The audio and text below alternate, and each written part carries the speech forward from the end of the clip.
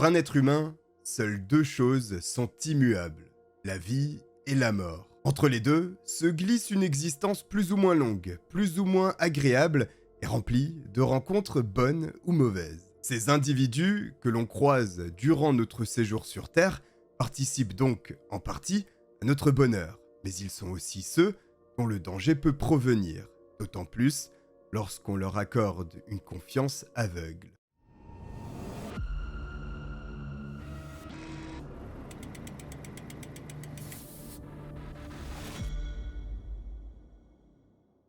En 1996, aux États-Unis, la petite ville floridienne de Summerfield est un havre de paix. Les habitants, au nombre de 25 000, plutôt aisés faut-il le reconnaître, ne sont pas habitués aux faits divers sordides qui frappent régulièrement le pays. Le 3 février de cette même année vient au monde le dernier enfant de la famille Jackson du nom de Seth. Scott et Sonia Jackson, les parents, avaient déjà deux beaux garçons nommés Scott Jr. et Stephen. Seth grandit paisiblement au sein d'une famille aimante dont les parents s'attachent à offrir le meilleur à leur progéniture.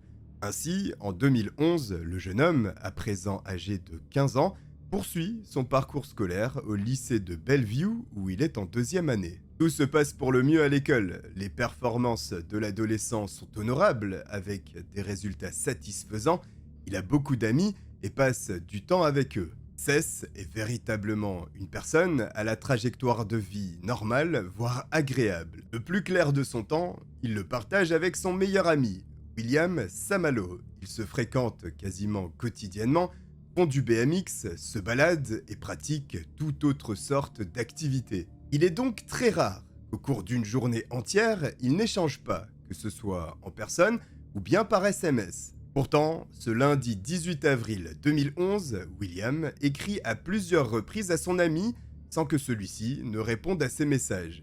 Une attitude bien étrange de sa part. Inquiet, et pour s'assurer qu'il va bien, il lui téléphone directement et tombe à chaque tentative sur la boîte vocale de Seth. Ne sachant que faire de plus, William contacte désormais Sonia, la mère de son ami, afin de s'assurer que celui-ci n'a pas d'ennui. Simplement, cet appel, contre toute attente, augmente non seulement l'angoisse de William, mais en crée une chez la mère Sonia. Effectivement, cette dernière a pensé que son fils s'était rendu chez son ami la veille pour y passer la nuit, puis se rendre au lycée ensuite. Par conséquent, elle non plus n'a eu aucun échange avec son fils de la journée, pensant le revoir ce lundi soir après l'école. Déconcertée, la mère signale à la police la situation. Les officiers, pour faire le clair sur ce comportement étrange de Seth, se rendent directement au domicile des Jackson. Le père et la mère sont présents. Ils détaillent aux agents de police la chronologie des événements.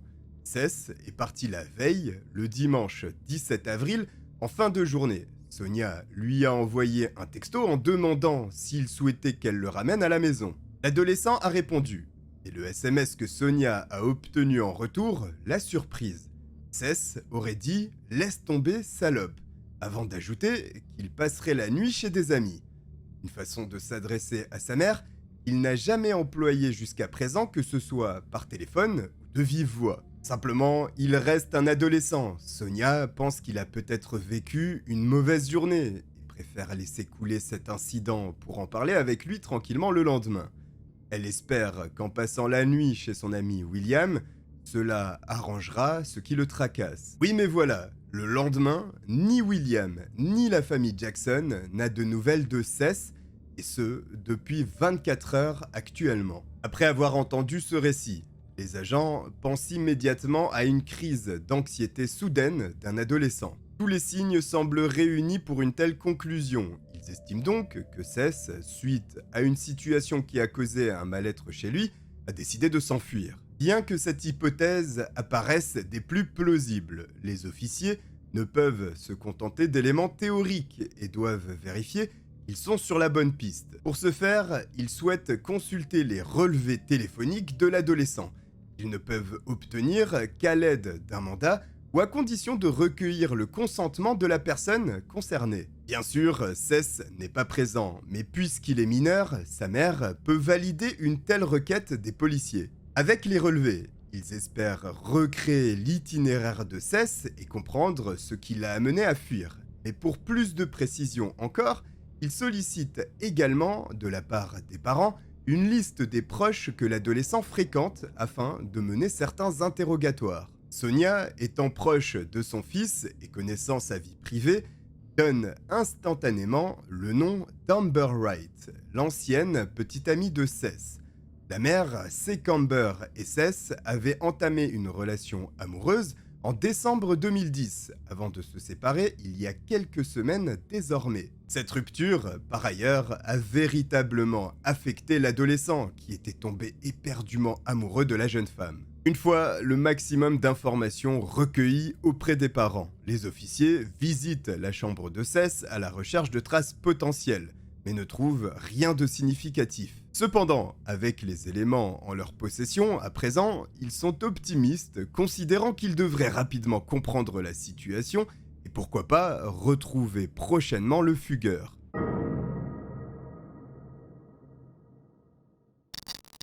Donc l'étape suivante pour les enquêteurs est de rendre visite à Amber Wright. Lorsque les agents arrivent, ils découvrent qu'elle n'est pas seule chez elle puisque son amie Charlie Ellie est présente aussi. Charlie est plus âgée qu'Amber puisqu'elle a 18 ans et a déjà terminé le lycée. Mais ceci n'empêche pas les deux filles d'être meilleures amies. Ils questionnent donc les deux adolescentes à propos de Cess et demandent, entre autres, quand est-ce qu'elles l'ont vue pour la dernière fois. Bonne nouvelle, Amber et Charlie affirment avoir aperçu le garçon dimanche, en cours de soirée, dans leur quartier. Selon les filles, entre 21h et 22h, Cess se serait disputé avec sa mère avant de s'en aller, et elles en ont donc conclu qu'il était rentré chez lui à ce moment. Comprenant qu'elles sont certainement les dernières personnes à avoir vu le jeune homme, pour ne pas qu'elles s'influencent entre elles et peut-être mélangent ses précieux souvenirs, les policiers décident de les interroger de manière séparée. Et pas de surprise, leurs versions sont concordantes. Elles ont croisé Cess la veille, ont entamé une discussion avec lui avant qu'il ne se dispute par message avec sa mère, puis s'en est allé. Sauf que la version de Charlie sera un peu plus complète que celle d'Amber.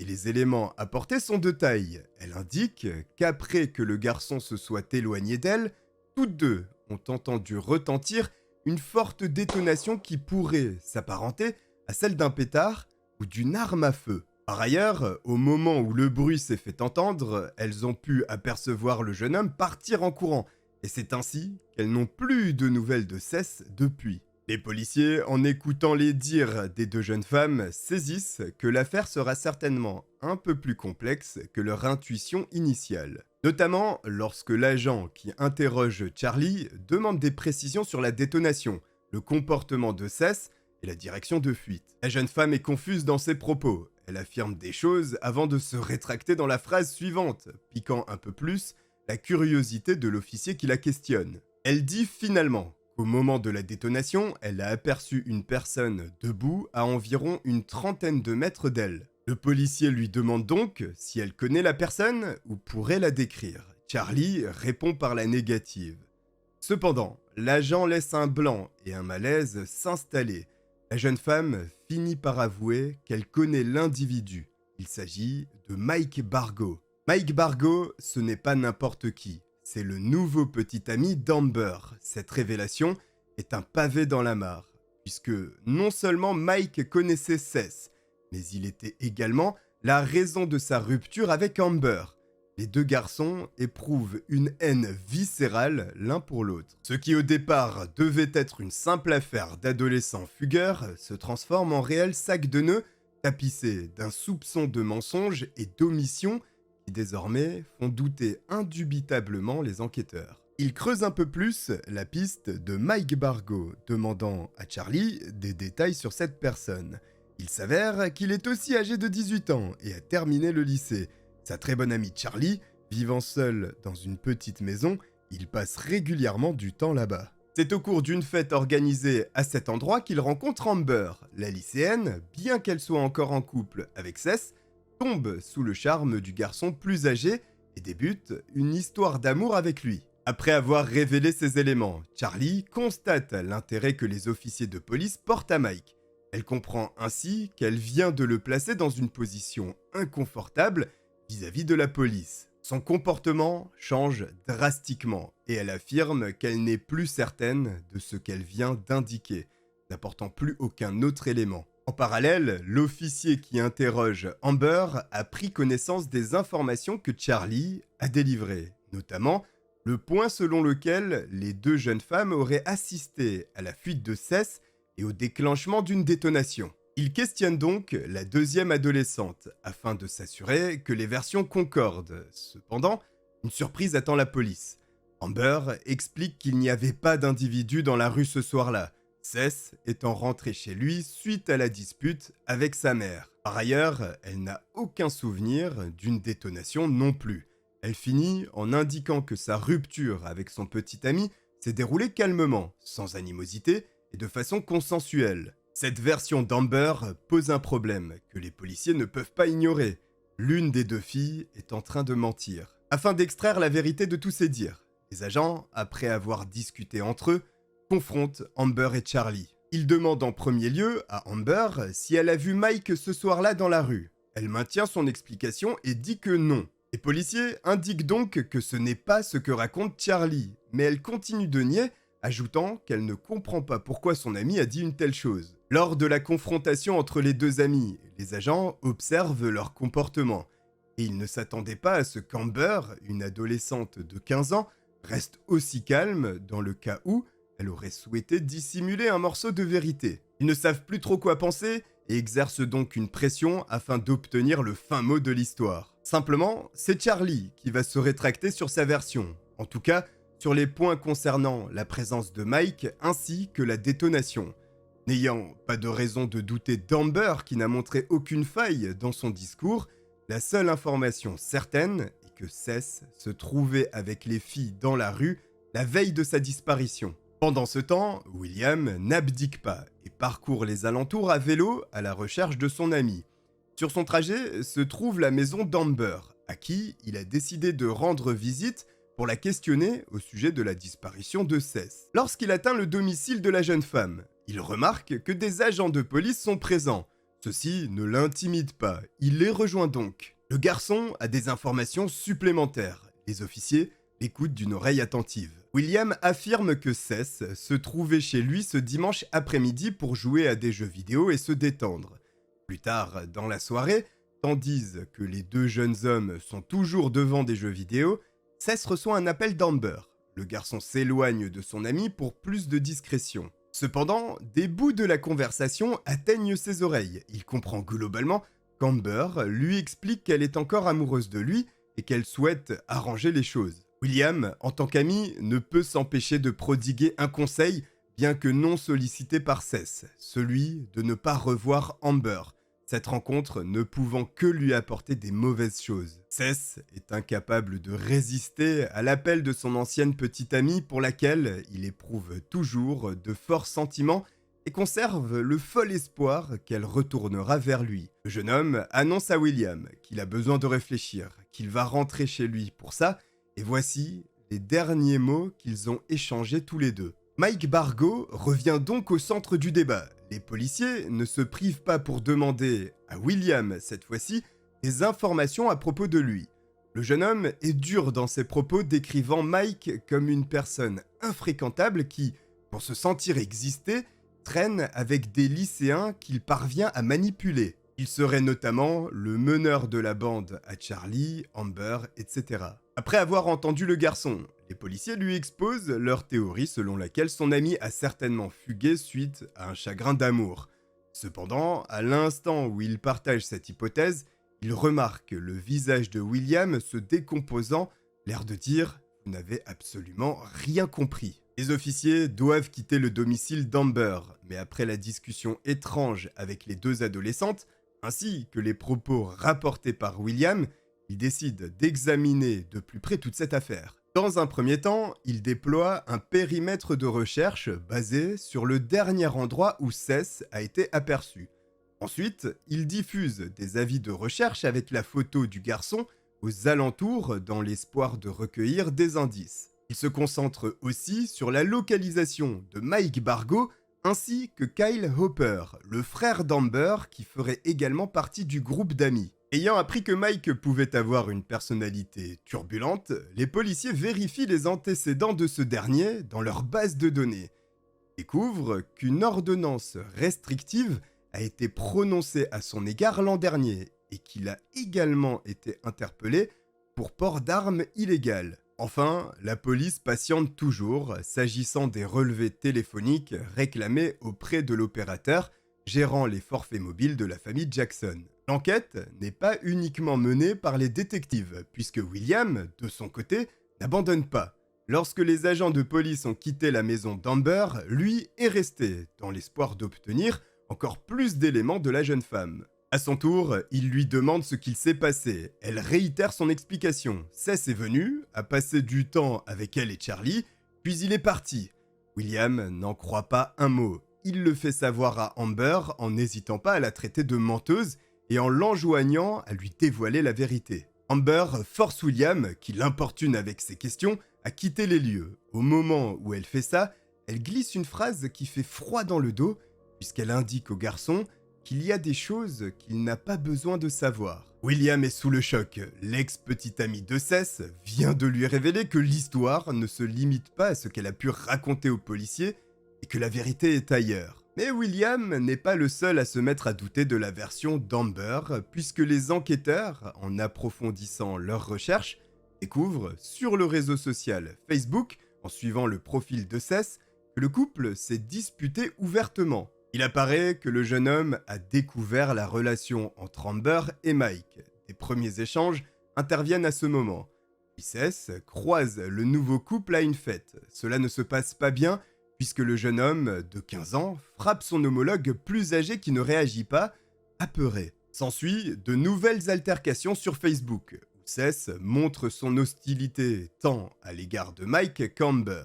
Au trio s'ajoute Kyle Hopper, le frère d'Amber qui s'aperçoit de la discussion virtuelle et s'interpose afin de défendre sa sœur. Ceci vient donc en contradiction directe avec les propos de l'adolescente, affirmant que la rupture entre les deux s'était déroulée calmement et de façon mutuelle.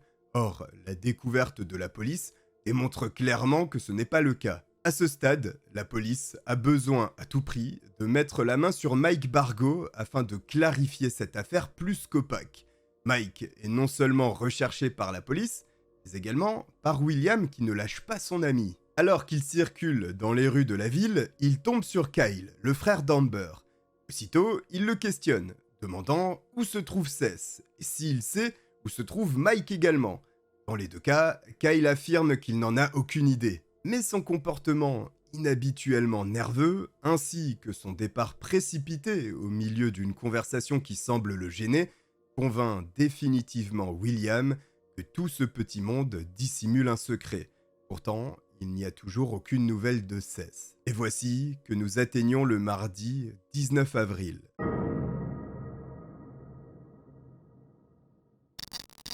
Ce jour, en pleine matinée, le téléphone sonne chez les enquêteurs en charge du cas de la disparition de Cess Jackson. La femme à l'autre bout de la ligne se présente comme étant Tracy Wright, la mère d'Amber et Kyle. Si elle contacte les autorités, c'est parce qu'elle souhaite que des officiers soient à nouveau envoyés chez elle afin de discuter avec Kyle qui disposerait d'informations relatives à la disparition de Cess. Comprenant que cet appel n'est pas anodin, ils envoient effectivement une patrouille au domicile. Simplement, les agents ne vont pas se contenter de discuter avec Amber et son frère. Ils ne jouent plus et les emmènent au commissariat où ils sont placés dans des salles d'interrogatoire différentes. Leurs téléphones portables également leur sont confisqués. Kyle se trouve avec sa mère et les policiers décident d'entamer la discussion avec lui puisqu'il semble que ce soit le jeune homme qui est admis avoir des éléments nouveaux à apporter. Avant même qu'il ne se mette à parler, les enquêteurs constatent qu'il est mal à l'aise et nerveux. Puis il débute son récit. Il explique que le dimanche soir, lorsque Cess a disparu, celui-ci souhaitait discuter avec Amber. Cette dernière, accompagnée de Kyle et Mike, s'est rendue chez son ami Charlie. Lorsque Cess est arrivé chez Charlie, tous l'attendaient, mais un plus que les autres, Mike Bargo. Il aurait, selon Kyle, dégainé une arme avant de tirer à plusieurs reprises sur son rival, le tuant. Personne n'aurait pu imaginer qu'il ferait une telle chose. À cet instant, les policiers se contentent d'écouter la version de Kyle, puis, lorsqu'il a fini, partent interroger Amber dans l'autre salle. L'adolescente tient un discours similaire sur les horribles événements de la nuit. Elle ajoute que lorsque Mike a tiré, elle et Charlie sont partis se réfugier dans la salle de bain, le jeune homme étant devenu complètement incontrôlable. Celui-ci les aurait menacés par ailleurs de ne jamais dévoiler ce qu'il s'est passé sous leurs yeux, raison pour laquelle elles auraient menti aux policiers lorsqu'ils sont venus les questionner pour la première fois. Les enquêteurs sont sous le choc de ces révélations. Cependant, les adolescents ayant déjà menti, ils décident d'amener au commissariat Charlie pour confirmer cette version. Une nouvelle fois, un élément perturbant ressort, puisque Charlie annonce que Cess n'est pas venu de son plein gré chez elle. Il a été sournoisement attiré par Amber, lui faisant miroiter la possibilité de se remettre ensemble. Si Amber a agi ainsi, c'était sur demande de Mike, qui aurait souhaité faire peur à Cess, notamment suite à l'humiliation qu'il avait subie le soir de la fête, lorsque Cess l'avait frappé et qu'il n'avait pas réagi. En revanche, Charlie maintient que personne ne s'attendait à ce que Mike utilise une arme pour assassiner le jeune homme. Il aurait tout simplement perdu la raison et aurait ensuite menacé ses propres amis. Après avoir mené les 3 interrogatoires, Kyle, Charlie et Amber sont réunis dans une salle au commissariat. Sauf que ce que les adolescents ignorent, c'est qu'il s'agit d'une stratégie de la police qui ne croit toujours pas les dires de ces personnes. La pièce dans laquelle ils se trouvent est non seulement filmée, mais aussi enregistrée au niveau de l'audio. Les révélations vont pleuvoir. Kyle est le premier à parler. Il dit aux filles qu'ils n'ont pas tué un innocent. Cess méritait ce qui lui est arrivé en ayant menacé sa sœur. Au fil de la discussion, les policiers comprennent que le meurtre est tout à fait prémédité en réalité et que tous savaient que Cess allait mourir ce soir-là. Ils découvrent par ailleurs qu'un certain Justin Soto est aussi impliqué. Il s'agit du colocataire de Charlie. Enfin, ils entendent Amber dire « Je ne sortirai pas de prison avant d'avoir 20 ans ». Pendant que les 3 jeunes font leurs aveux sans le savoir, la police étudie les relevés téléphoniques qui leur ont enfin été transmis. Grâce à ceci, ainsi que la version de William, ils arrivent à reconstituer l'histoire. Le dimanche soir, Amber appelle Cess en jouant sur ses sentiments pour qu'il la rejoigne. Cependant, Amber lui précise qu'elle ne sera pas seule, parce qu'elle a besoin de quelqu'un pour la soutenir. Charlie l'accompagnera donc. Elle lui soumet une dernière requête, en lui disant qu'elle ne souhaitait pas qu'il ébruite cette rencontre entre eux. C'est pour cette raison que Cess a menti à son ami William lorsqu'il l'a quitté. Une fois que Cess a rejoint Amber et Charlie dans la rue où tous 3 s'étaient donné rendez-vous, il suit les filles au domicile de Charlie.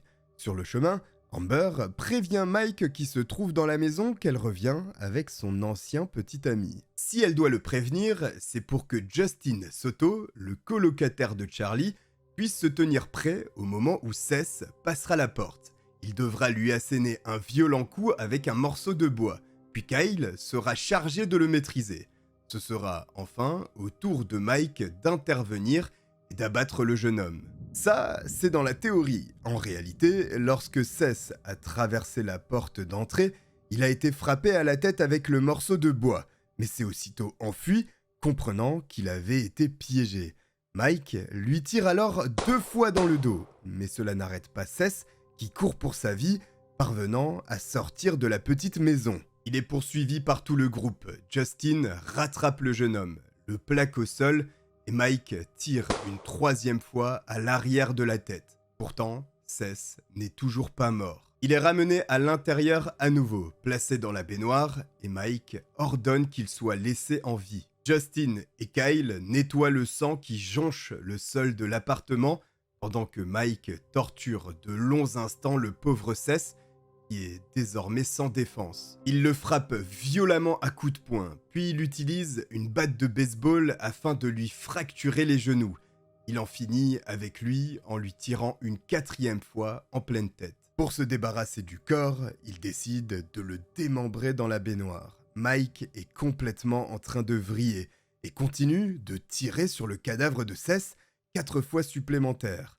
Kyle le supplie d'arrêter, de crainte que des voisins ne se rendent compte du bruit. Une fois découpés, les morceaux de la dépouille de Seth sont placés dans des sacs de couchage qui serviront au transport. Les sacs sont emmenés à l'extérieur, puis brûlés une longue partie de la nuit. Les restes sont placés dans des seaux de peinture que Mike jettera plus tard dans une carrière. La police analyse de fond en comble l'appartement de Charlie, l'endroit où le corps a été brûlé, ainsi que la carrière où Mike se serait débarrassé des restes. Les fragments d'os appartenant à Seth sont effectivement retrouvés, ainsi que les seaux contenant les derniers morceaux du jeune homme. Les 3 adolescents sont donc interpellés et arrêtés pour le meurtre avec préméditation de Seth Jackson. Ils seront jugés en tant qu'adultes. Mike Bargo n'échappera pas longtemps à la police et sera retrouvé caché chez un ami. Lui aussi, tout comme Justin Soto, est donc arrêté et accusé du meurtre de Seth Jackson. Au cours de leur procès, en 2013, Amber, Kyle, Charlie et Justin sont tous 4 condamnés à une peine d'emprisonnement à vie sans possibilité de liberté conditionnelle. Mike Bargo, quant à lui, est condamné à la peine capitale au sein de l'État de Floride et sera donc exécuté. En 2016, cependant, une révision de sa sentence est organisée, puisqu'une réforme de la loi de l'État sur la peine de mort oblige à ce que celle-ci soit votée unanimement par le jury. Or, lors de sa condamnation en 2013, Mike avait été envoyé à la mort par un vote à 10 contre 2. Cette révision se soldera par le maintien de sa peine et Mike sera donc exécuté dans les années à venir. Voilà comment 6 vies ont été bêtement gâchées, Seth Jackson étant décédé, les autres finissant leur vie en prison. Si cette vidéo vous a plu néanmoins, n'hésitez pas à vous abonner en activant la petite cloche pour ne pas manquer la suite du contenu. Je vous remercie de m'avoir regardé et je vous dis à très bientôt. Ciao.